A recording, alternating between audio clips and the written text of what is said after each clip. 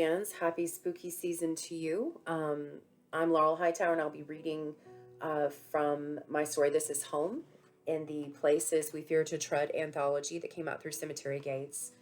Thank you, Brad Proctor, for asking me to contribute. I'm happy to be part of this. Laurie sat by herself in the gathering dusk, perched on a marble bench in the city of the dead. It was where she'd felt most comfortable, most at home, for too many years to count. She'd lived in Lexington, Kentucky her whole life, had once known the streets of its downtown intimately, but lately things were unrecognizable.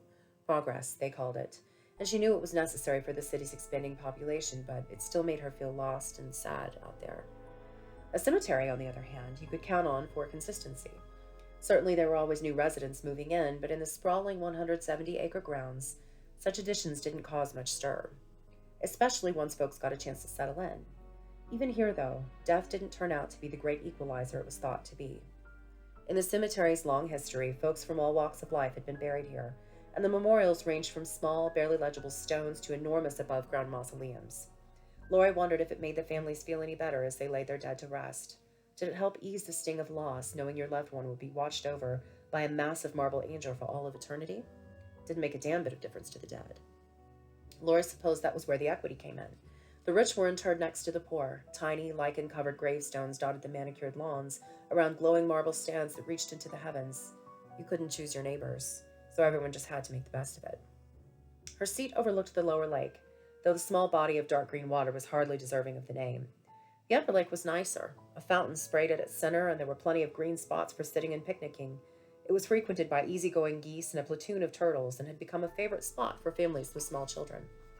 The lower lake had a fountain as well, yet the water remained stagnant and still. There were no waterfowl here, and the turtles never ventured this far. Signs posted at regular intervals warned of deep water with risk of drowning.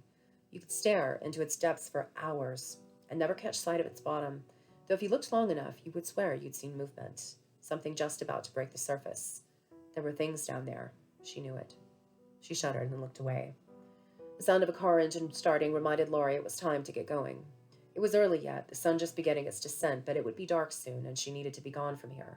She stood and stretched, freezing in place as her gaze was caught by a single headlight, half hidden by overgrown willow branches that brushed the ground below.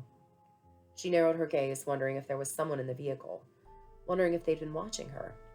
It unsettled her, especially because it wasn't the first time she'd seen something out of the corner of her eye when she thought she was alone. Of course, there were those who would point to the Lexington Cemetery's status as one of the most haunted places in Kentucky. That designation had always made her smile. It was a cemetery, for heaven's sake. Who was to say it was any more or less haunted than burial grounds all over the world? Laurie straightened her spine and turned away from the single staring headlight. This was her special place, her home away from home, and she'd be damned if she let anyone chase her off, living or dead. Still, she was alert as she headed down through the sunken gardens, pausing to admire the rows of flowers planted there. She made a detour to cross the rickety painted bridge with its aged astroturf covering, deciding if someone was planning on following her by vehicle, she might as well make life hard for them.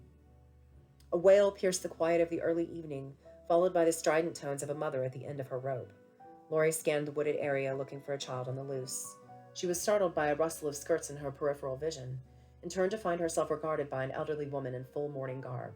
Her sleeves were long, the cloth heavy, and a black veil obscured the woman's features. Laurie frowned, thinking how hot it must be in that get-up.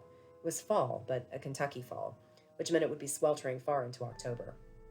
She was about to speak when the woman's features bunched together beneath the veil, and she raised a finger to her pursed lips. When Laurie only stared at her, she pointed to a bronze plaque that stood at the end of the bridge. The plaque was green with age, and Laurie had to step closer to make out the legend inscribed there. "This place whereon thou now standest is holy ground. Try to act reverently. Let nothing defile it. Cherish the flowers. This is God's acre." Laurie stepped back, stung. She hadn't even spoken, for crying out loud. She wasn't planning on defiling anything. When she turned to ask the woman what her problem was, she was nowhere to be found. Laurie was alone at the end of the bridge.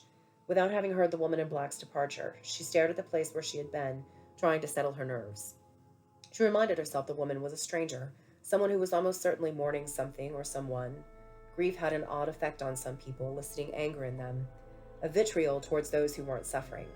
She couldn't let it affect her, any more than the strange single headlight that had seemed to watch her earlier.